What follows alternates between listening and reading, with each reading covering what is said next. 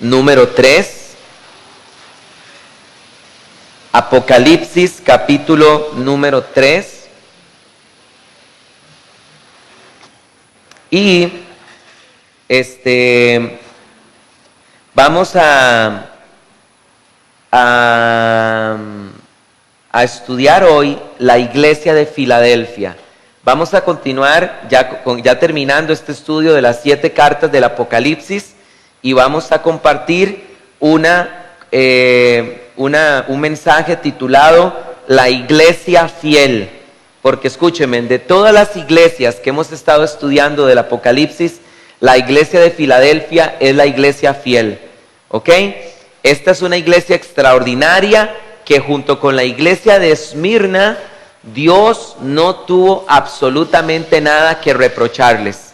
De las 7 iglesias que el Señor dirigió las cartas, a 2 de ellas el Señor no les reprochó nada. La iglesia de Esmirna y hoy a la iglesia de Filadelfia, que es la iglesia fiel.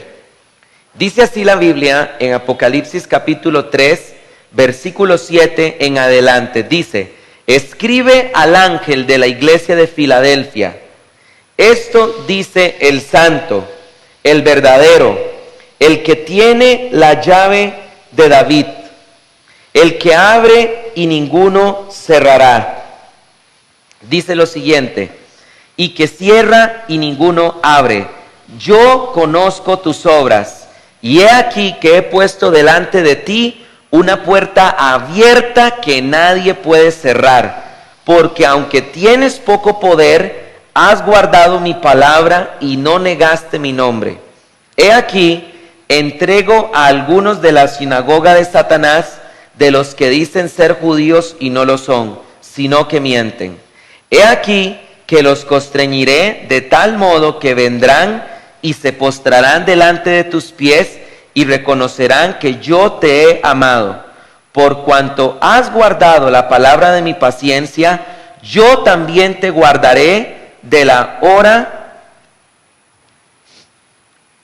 Me perdí.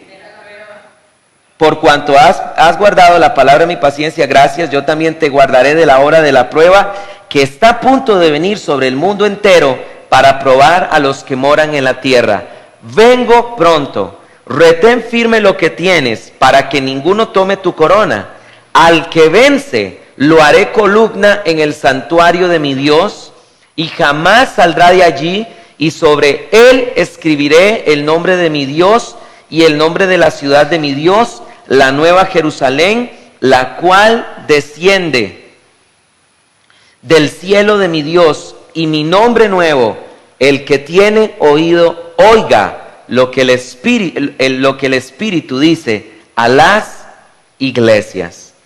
Bueno, déjenme decirles que recordar que todas estas iglesias que estamos estudiando son iglesias que se encuentran en Turquía.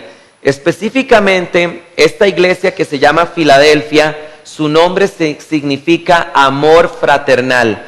Eso significa Filadelfia en griego.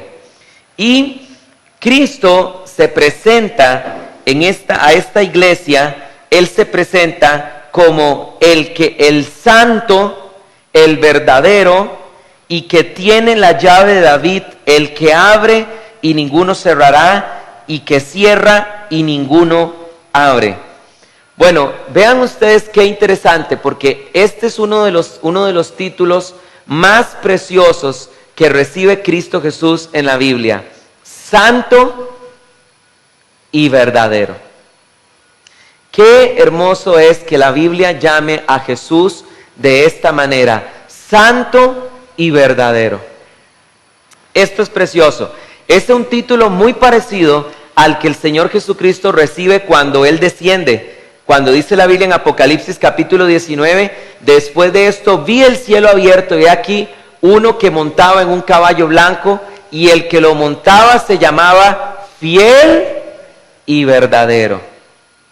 Y esto tenemos que entenderlo, o sea, tenemos que entender que el Señor es santo y es verdadero. Y nosotros también, si el Señor es santo, la Biblia dice: sed vosotros santos como yo también soy santo. Y nosotros tenemos que vivir una vida de santificación, pero también tenemos que ser verdaderos. Y nunca debemos hablar con mentiras. Miren, uno tiene que acostumbrarse a hablar con verdad. Hace poco estaba hablando con un amigo que es pastor, y él me hablaba y me decía de lo decepcionado que él se siente de muchas personas que son pastores también, porque él ha visto que les hablan con mentiras a la iglesia, que les mienten, que a veces pasó un problema en la iglesia y no dicen la verdad, de que a veces pasó una situación en la iglesia y la ocultan o hacen pensar que fue de una manera diferente.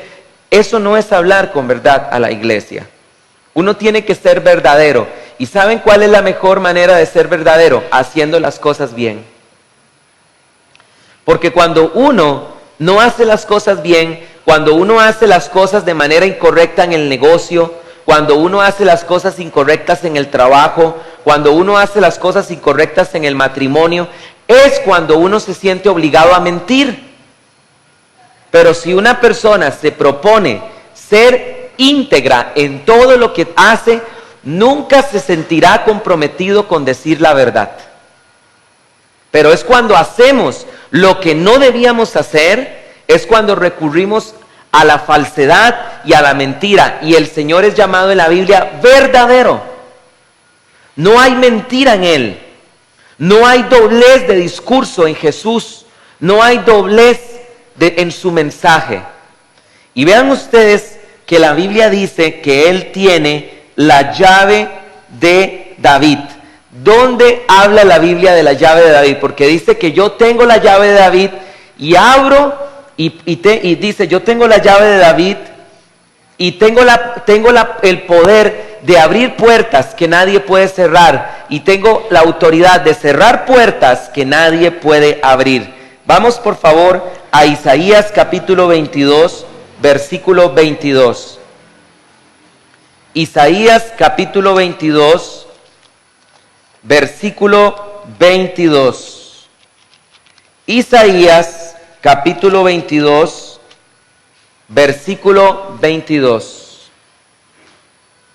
Isaías capítulo 22, versículo 22. En este pasaje se está hablando en el contexto acerca de la humillación de un mayordomo que se llama Sebna. Y dice el versículo 22, pondré la llave de David sobre su hombro, y abrirá y nadie cerrará. Lo clavaré como estaca en lugar firme, y será un trono de honra para la casa de su padre. La llave de David representa la autoridad del Mesías. Esa es la llave de David.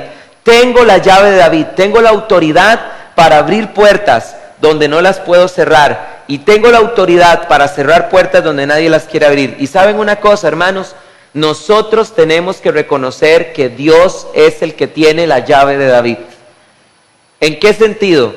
¿Cuántas veces hemos estado luchando contra Dios porque hay puertas que Él cerró y nosotros queremos abrirlas? ¿No les ha pasado eso en su vida? ¿No les ha pasado que a veces nosotros estamos ceñidos con algo, verdad? Que no sé, queremos, yo quiero comprar ese carro, y quiero comprar ese carro, y vemos que se cierran las puertas, y se cierran las puertas, y se cierran las puertas, y yo insisto, y cuando ocurren esas cosas, ni siquiera tengo la gentileza para doblar mis rodillas y preguntarle al Señor y decirle, Señor, ¿por qué se están cerrando las puertas tanto? Porque también podría ser que el enemigo está operando en medio de eso. Pablo, dice la Biblia que él quiso visitar muchas ocasiones a los tesalonicenses, pero dice Pablo, pero Satanás me estorbó. Cuando un cristiano está viendo que hay puertas que se le cierran en su vida, debe profundamente preguntarle a Dios por qué las puertas se están cerrando. ¿Es acaso Dios el que cerró la puerta? ¿O es acaso el enemigo el que como adversario se está oponiendo y yo tengo que orar y pedirle al Señor que lo quite de un lado para poder seguir adelante? Esto solo lo podemos saber cuando nosotros oramos. Solo lo podemos saber cuando nosotros oramos. Y saben una cosa, nos conviene nunca tratar de abrir puertas que el Señor ha cerrado. ¿Saben por qué? Porque en primer lugar no hay mecanismo humano que pueda hacer que tú abras una puerta que el Señor cerró. ¿Me entiendes? No importa los esfuerzos humanos, las conexiones, ¿verdad? Las influencias que tú tengas. Si Dios cerró una puerta, nadie la va a poder abrir. ¿Y sabes qué es lo que te va a ocurrir? Lo que te va a ocurrir es que te vas a lastimar por querer abrir una puerta que Dios no cerró. Pero también yo quiero decirte una cosa, también tú tienes que tener paz, porque cuando Dios abre una puerta, nadie la puede cerrar.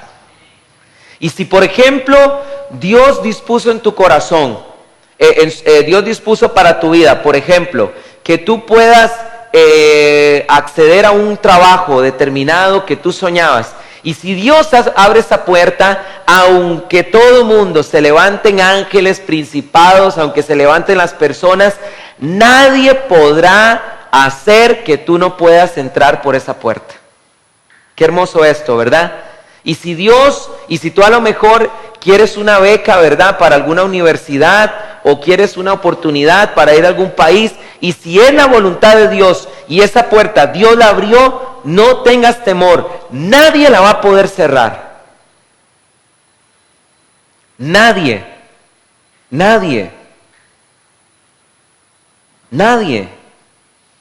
Yo puedo tener la total seguridad de que Dios va a hacer que yo entre por esa puerta. Y saben una cosa, ¿saben qué es lo que aprendemos de que el Señor tiene la llave de David?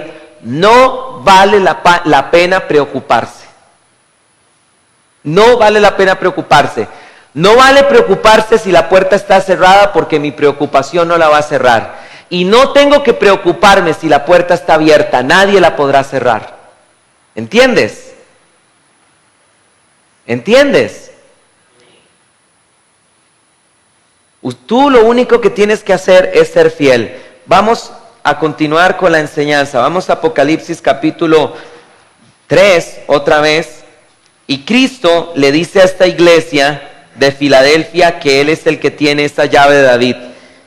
Y dice el versículo 8: yo conozco tus obras.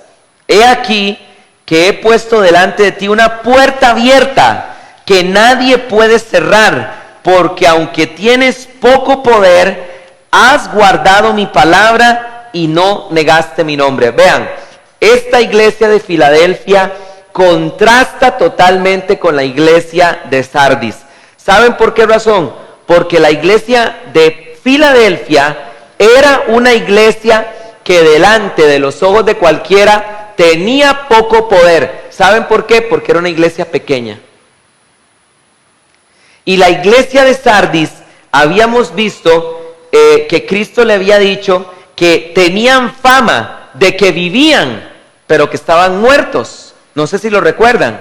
Aquí tenemos dos iglesias totalmente diferentes, que delante de los ojos de los hombres son una cosa, pero delante de los ojos de Dios son otra cosa. La iglesia de Sardis era una iglesia grande, y no estoy diciendo que las iglesias grandes sean malas. Solamente estoy diciendo que delante de los ojos de cualquier persona, esta era una iglesia grande en Sardis, era una iglesia influyente en la sociedad, la gente la respetaba, la iglesia de Sardis llegó a tener cierta reputación delante de los hombres, pero Dios dijo: ustedes para mí están muertos. Pero la iglesia de Filadelfia era una iglesia pequeñita, y con esto tampoco estoy queriendo decir que todas las iglesias pequeñas son de Dios. Simplemente esa era la situación de Sardis y esa era la situación de Filadelfia. Era una iglesia pequeña, era una iglesia con poco poder delante de cualquier persona, una iglesia poco influyente en la sociedad, pero Dios le dice: yo a ustedes les he abierto una puerta que nadie puede cerrar. Y vamos a ver cuál es esa puerta que nadie puede cerrar. Vean lo que dice el versículo 9. He aquí, entrego a algunos de la sinagoga de Satanás, de los que se dicen ser judíos y no lo son, sino que mienten. He aquí que los constreñiré, de tal modo que vendrán y se postrarán delante de tus pies y reconocerán que yo te he amado. ¿Saben cuál era la puerta que Dios le había abierto a la iglesia de Filadelfia? Dios le había abierto esta puerta. Los judíos, la comunidad judía, muchos de la comunidad judía de la iglesia de la ciudad de Filadelfia iban a reconocer que Dios había amado a esta iglesia. En la ciudad de Filadelfia había una importante comunidad judía, había una gran sinagoga judía, y esta sinagoga judía perseguía a la iglesia pequeña de Pérgamo, a la iglesia cristiana de Pérgamo. Pero Dios les dice, pero yo a ustedes les he abierto una puerta, y a esa sinagoga de Satanás, ¿cómo puede llamar Dios a los judíos sinagoga de Satanás? Por el amor de Dios. ¿Cómo puede el Señor decir eso, verdad? Es que el Señor no es absolutamente, el Señor nunca ha buscado ser correctamente políticamente correcto. Y si el Señor a la iglesia de Sardis, les tuvo que decir que estaban muertos, el Señor se los dice. Y si a la sinagoga que estaba en Filadelfia, Cristo le tenía que decir sinagoga de Satanás, el Señor no lo pensó dos veces en decirles de esa manera. ¿Por qué razón? Porque la iglesia de Filadelfia estaba como Pablo, judío, guardando Shabbat, ¿verdad? Guardando las fiestas, no comiendo cerdo, tratando de guardar toda la ley de Moisés, pero estaba muerto en la letra, porque había olvidado que el verdadero mensaje de la ley de Moisés es el amarás al Señor tu Dios con todo tu corazón, y el segundo mandamiento más grande que has tenido es amarás a tu prójimo como a ti mismo. Y Pablo perseguía a cristianos. Y Pablo participó en la muerte del primer mártir cristiano, Esteban. Y Pablo agarraba a las mujeres y a los cristianos y los sacaba del pelo de las casas porque eran cristianos. Y así estaba la sinagoga de Filadelfia. Por eso Cristo les dijo, son sinagoga de Satanás. Dicen ser judíos, pero no lo son. Porque ¿saben ustedes quién es el verdadero judío? Vamos por favor a Romanos capítulo número 2. Romanos capítulo número 2. Los que tenemos la Biblia textual, está en la página 1319. Romanos capítulo número 2. Romanos capítulo 2, Romanos capítulo 2, versículo 29. Vamos a leer desde el 22 para tener un poquito más de contexto. Romanos capítulo 2, versículo 22 dice, ¿tú qué dices? No adulterar, adulteras. Tú que detestas a los ídolos, saqueas templos. Tú que te jactas de la ley, mediante la transgresión de la ley deshonras a Dios, como está escrito, el nombre de Dios es blasfemado entre los gentiles por causa de vosotros. ¿A quién le está hablando el texto?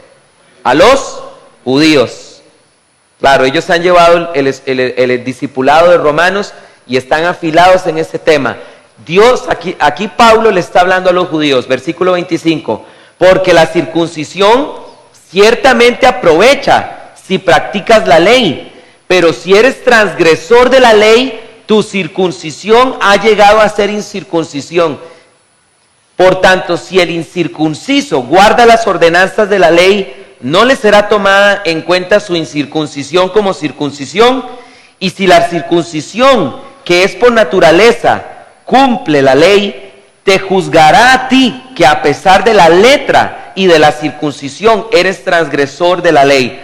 Pues no es judío el que lo es en el exterior, ni es circuncisión la que aparece exteriormente en la carne, sino que es judío el que lo es en el interior, y la circuncisión es la del corazón, por el espíritu, no por letra, cuya aprobación no proviene de los hombres, sino de Dios. ¿Saben qué está enseñando Pablo? De que si un judío está circuncidado y quebranta el más mínimo de los 613 mandamientos de la ley, esa transgresión lo convierte en transgresor de toda la ley. Y dice la Biblia que si un incircunciso por naturaleza, un gentil que no sea circuncidado, por naturaleza cumple la ley de Dios de amarás a tu Dios, amarás a tu prójimo, esa obediencia le será contada como transgresión. Porque Dios, más allá de la circuncisión del prepucio, Dios lo que quiere es que el corazón de nosotros esté circuncidado. ¿Y saben qué significa tener un corazón circuncidado? Significa tener un corazón humilde para obedecer y guardar la palabra de Dios. Todo lo que está aquí escrito, si tú tienes temor de lo que está escrito aquí, ¿verdad? Y tú reconoces que es palabra de Dios y tratas con todo tu corazón de guardarlo, esta es la circuncisión que Dios quiere. Pero si una persona, a pesar de que aquí está escrito, ¿verdad?, tantas cosas de nuestro Señor, ¿verdad? La Biblia dice que no hagamos aquello, que no hagamos lo otro, la Biblia llama malo a esto, pero yo empiezo a romper esas leyes y a lo que es malo yo lo llamo bueno, a pesar de que la Biblia lo llama malo, yo lo llamo bueno. Yo soy un incircunciso de corazón porque mi corazón está duro.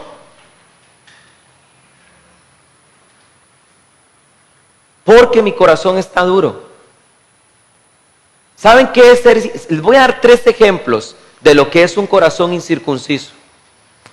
Son, por ejemplo, esos cristianos que defienden a capa y espada escuchar grupos de música que tienen un contenido sumamente satánico. Hay cristianos que les gusta escuchar black metal y escuchan Immortal, ¿verdad? Y escuchan Iron Maiden, ¿verdad? Y escuchan grupos fuertísimos, ¿verdad? Que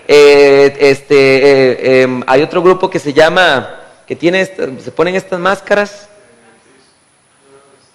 Slipknot, y un montón de grupos que son totalmente satánicos y los están defendiendo. Eso es tener un corazón incircunciso. ¿Cómo es posible que yo, si se supone que tengo el Espíritu Santo dentro de mi interior, cómo es posible que yo no me sienta incómodo con escuchar esos grupos?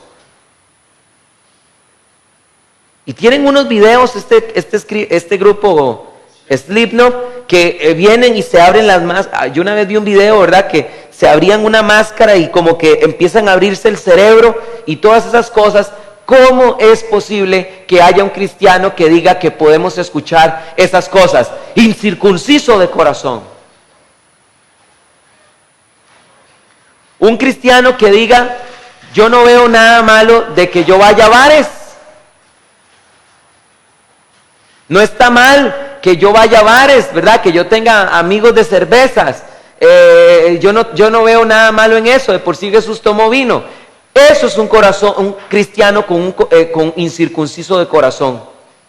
¿Cómo es posible que un cristiano no reconozca que nosotros debemos ser santos? ¿Cómo se presentaba Jesús a esta iglesia? Yo soy ¿el qué? El santo, el verdadero.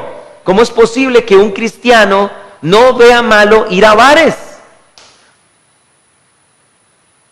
No vea malo ir a Palmares en enero, que son puros bares y puras, ¿verdad?, vaqueritas, ¿verdad?, y todas las muchachas, ¿verdad?, vistiendo en paños menores y todo. ¿Cómo es posible que un cristiano no mire mal eso? Porque su corazón está incircunciso. ¿Cómo es posible que un cristiano no vea malo tener novio o novia que no es cristiana o cristiano y entrar en yugo desigual? Incircunciso de corazón, tardo para obedecer y para reconocer todo lo que está aquí escrito. Quiero decirles que hace 4 años yo tenía un estudiante y quiero hablarles de cómo uno debe ir creciendo en el conocimiento de Dios. Hace 4 años yo tenía un estudiante judío, me di cuenta inmediatamente que era judío porque siempre llegaba con kipá, Y entonces él llegó y me presenté, ¿verdad? Y me puse a hablar con él y me dijo él, yo soy judío, ¿y usted? Y entonces yo me volví y le dije, yo también soy judío. ¿Por qué le dije eso? Bueno, porque aquí Romanos capítulo 2, versículo 29, dice que el verdadero judío es el que lo es en el interior, pero quiero decirles que estaba totalmente equivocado con eso que le dije. Es por eso que hay cristianos que se terminan judaizando, porque creen que la Biblia nos está enseñando que nosotros los cristianos gentiles somos verdaderamente judíos en el corazón. No, para un momento, en este capítulo Pablo le está hablando a los judíos, no a los gentiles. ¿Viste el error? Yo cometí un error hace 4 años cuando le dije a ese judío que yo también era judío. No, yo no soy judío, soy cristiano gentil y estoy orgulloso de eso. Y no tengo que circuncidarme, no tengo que guardar Shabbat, no puedo comer cerdo, aunque no les recomiendo que coman mucho cerdo, sobre todo aquí, ¿verdad? Con una esposa nutricionista, es capaz que los mando a comer cerdo y me regañan después, ¿verdad? Pero nosotros no tenemos por qué judaizarnos. Ha quedado clarísimo en el discipulado que hemos compartido todos los martes. En Romanos capítulo 1, ¿quién está hablando el Señor? Pablo. A los gentiles. Y en el capítulo número 2, a los judíos. Y en el capítulo número 1 de Romanos, Pablo le dijo a los gentiles, ustedes están condenados delante de Dios, porque Dios a ustedes les dio la creación, y ustedes, a pesar de que las cualidades visibles de Dios, su eterno poder y deidad se ven en la creación, ustedes decidieron adorar a las criaturas antes del Creador, ustedes merecen la ira de Dios. Romanos capítulo número 1. Y en Romanos capítulo 2, Pablo se dirige a los judíos y les dice, ¿qué fue lo que leímos? Ustedes dicen que no adulteren y adulteran. Ustedes dicen que detestan los ídolos, pero saquean templos. Ustedes con sus transgresiones se han convertido totalmente en transgresores de la ley y ustedes no son verdaderamente judíos porque el judío es el que está circuncidado en su corazón. ¿Ya lo entendieron? Ese era el mensaje de Pablo. Está mal que un cristiano quiera decir que nosotros, a menos de que realmente sea judío, que crea en el Mesías, está mal que un gentil quiera pensar que realmente nosotros somos judíos. Sigamos avanzando en este estudio para ir terminando. Cristo le dice en el versículo 9, le dice lo siguiente: he aquí entrego a algunos de la sinagoga de Satanás, de los que dicen ser judíos y no lo son, sino que mienten. He aquí que los constreñiré de tal modo que vendrán y se postrarán delante de tus pies y reconocerán que yo te he amado. ¿Saben qué se le prometió a la iglesia de Filadelfia? Que muchos de esos judíos se iban a convertir. ¿Por qué razón, amados hermanos? Porque Romanos capítulo 1, versículo 17 dice que la salvación es primeramente para el judío y también para el gentil. ¿Y por qué estoy diciendo esto? Yo quiero retar a la iglesia. Hermanos, dejemos de vivir un cristianismo mediocre. Nosotros los gentiles, hace poco compartí una enseñanza en cultura teológica con un señor que se llama Rubén Gómez, que escribió un libro que se llama A Jacob Amé. Se los recomiendo por completo el libro, buenísimo. Y estuvimos nosotros hablando, ¿saben de qué hablamos en el programa? De lo poco que ha hecho la iglesia cristiana por evangelizar a Israel. Así no eran los apóstoles. Ustedes leen en Hechos de los Apóstoles y Pablo apenas visitaba una ciudad, a los primeros que evangelizaba eran los judíos. Y se iba a la sinagoga y estaba varios sábados con ellos hablando. Y si ellos endurecían de corazón y lo rechazaban, Pablo iba y le predicaba a los gentiles. Pero ¿qué hemos hecho nosotros por la conversión de los judíos? Nada. ¿Y saben por qué no hemos hecho nada? Porque no nos discipulamos de tal manera que yo esté capacitado para poder predicarle a un judío. Quiero rápidamente compartirles un testimonio. Hace unos días estuve hablando con una persona de religión del judaísmo, y esa persona me dijo que en el milenio estábamos hablando ahora en septiembre, la nación de Israel celebró la fiesta de Sukkot, que se llama la fiesta de los tabernáculos. Y estábamos hablando de la fiesta de los tabernáculos y esta persona judía me dijo, ¿sabía usted que en el milenio, en la era mesiánica, todas las fiestas dejarán de existir y la única fiesta que se va a celebrar es la fiesta de los tabernáculos? Es verdad que la Biblia en Zacarías capítulo 14 presenta a todas las naciones celebrando la fiesta de los tabernáculos, pero esa persona lo que me dijo no era cierto, porque Jesús en la Santa Cena a sus 12 que eran judíos, Jesús les dijo, ¿cuánto he deseado celebrar esta Pascua? De cierto os digo que no la volveré a comer hasta que esté con vosotros en el reino. Cristo le prometió a la nación de Israel seguir comiendo la Pascua con Israel en el milenio. Entonces, como yo no le quise mencionar el Nuevo Testamento, yo le dije a esa persona judía, y le dije, qué raro, ¿dónde dice eso la Tanaj? Yo no me acuerdo de un solo pasaje en donde la Tanaj, que es el Antiguo Testamento, diga que solo vamos a celebrar la fiesta de los tabernáculos. Entonces esa persona me dijo, bueno, es que el Talmud lo dice. ¿Y qué es el Talmud? Un libro de tradiciones judías del siglo I después de Cristo hasta el 5. Entonces yo a esa persona le dije, pero lo dice el Talmud. El Talmud no es inspirado por Dios. Y entonces se molestó y me dijo, tampoco el Nuevo Testamento. Se molestó y me dijo, dígame qué evidencia tiene usted de que el Nuevo Testamento es inspirado por Dios. Hazte esta pregunta, ¿qué hubieras hecho tú si te viene un judío y te pregunta qué evidencia tienes para comprobar que el Nuevo Testamento es inspirado por Dios? ¿Qué le hubieras dicho? ¿Se dan cuenta por qué les digo que tenemos que discipularnos? Entonces, a esta persona judía les voy a contestar lo que le respondí. Le dije, bueno, antes de contestarte, a mí me parece que usted me debería primero decir por qué usted cree que el Antiguo Testamento está inspirado. Dígame usted por qué razón el Antiguo Testamento está inspirado por Dios y yo te diré la razón de por qué el Nuevo está inspirado. Y me dijo, bueno, yo creo que el Antiguo Testamento está inspirado por Dios por emuná. Emuná en hebreo significa fe. Entonces yo le dije, yo también por emuná creo que el Nuevo Testamento está inspirado por Dios. Le dije, sin embargo, me parece que su respuesta no es correcta, porque por emuná yo podría creer cualquier cosa. Entonces yo le dije, ¿saben cuál es la evidencia de que el Antiguo Testamento está inspirado por Dios? Su contenido profético.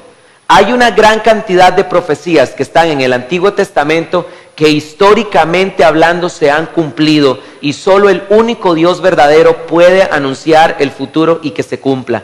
Por esa razón yo sé que el Antiguo Testamento está inspirado por Dios y por esta misma razón también sé que el Nuevo, porque el Nuevo Testamento tiene profecías únicas del Nuevo Testamento que históricamente están comprobadas. Ejemplo, le dije a esa persona judía, la destrucción del templo. Cristo dijo con respecto a la destrucción del templo, de cierto os digo que en esta generación no pasará hasta que todo esto acontezca, la destrucción del templo, y los romanos lo destruyeron en el año 70. Y no pasó esa generación cuando eso se cumplió. ¿Saben qué me contestó esta persona judía? Se disculpó y me dijo, perdón, no tenía que haber dicho que el Nuevo Testamento no es inspirado por Dios. A lo mejor sí, y más adelante me llevo una gran sorpresa. Eso me dijo. Tenemos que estar preparados y madurar en la fe para poder predicarle a Israel. Pero ¿cómo lo puedes hacer si no te discipulas fielmente? Es imposible. Es imposible que Dios te use en eso si tú no te dejas discipular primero por Dios. Hace poco una persona se me acercó, uno de los chicos del colegio se me acercó y me dijo, profesor, es que yo quiero hablar con usted porque como usted es pastor y verdad, y es que viera que yo tengo un año de estar orando y orando y orando y yo no sé cuál es mi ministerio.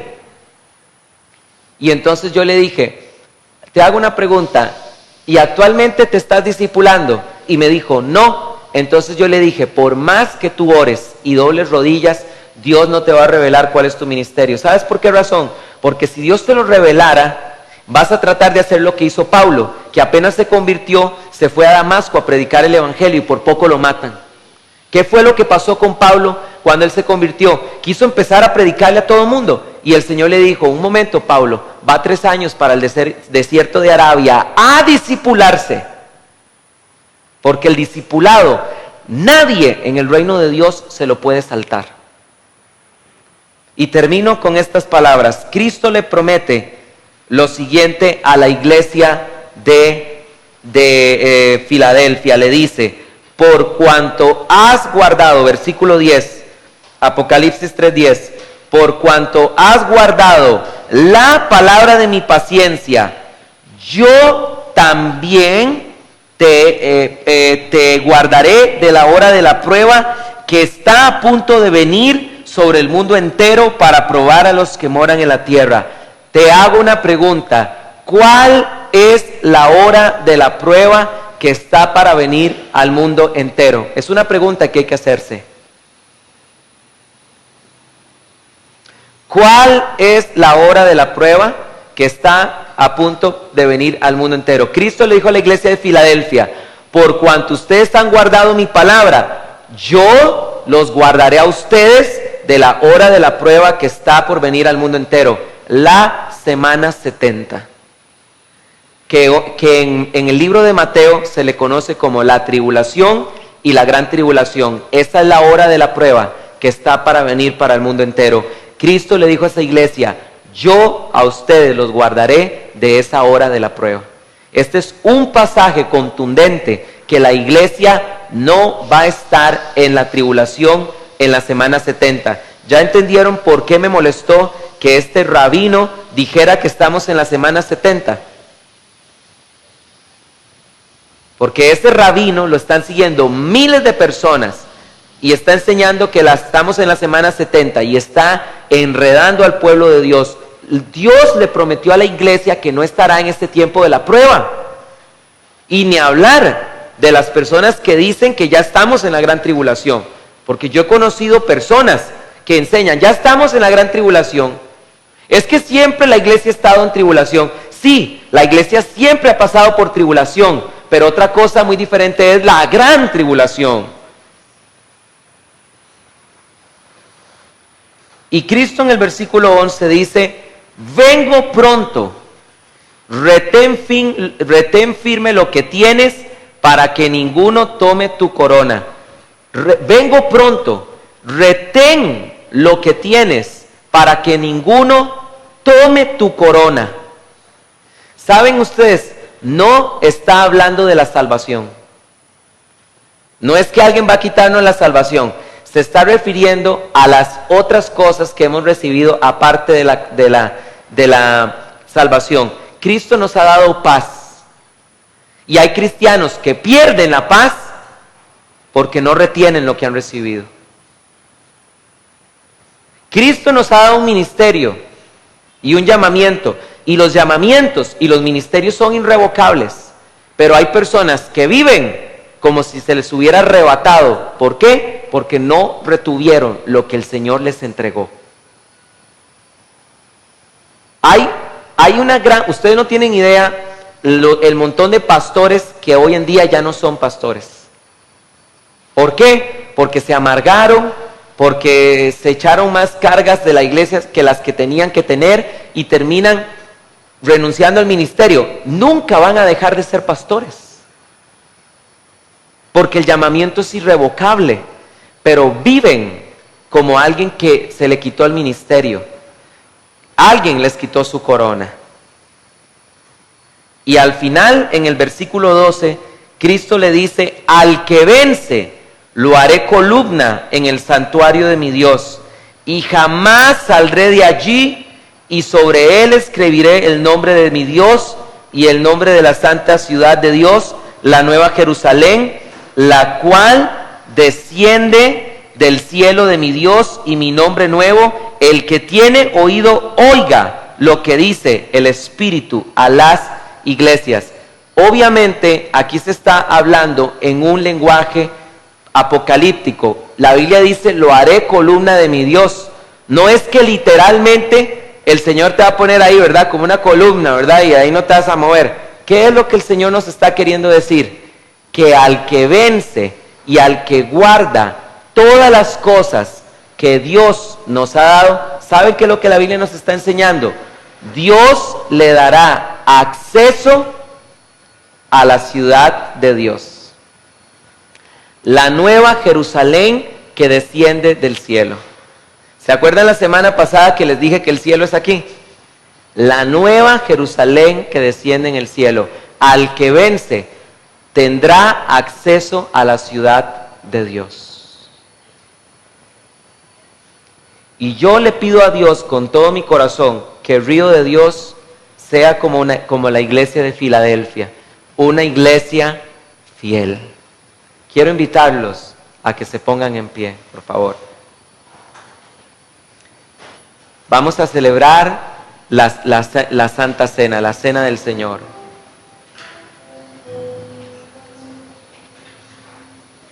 No te distraigas, quiero invitarte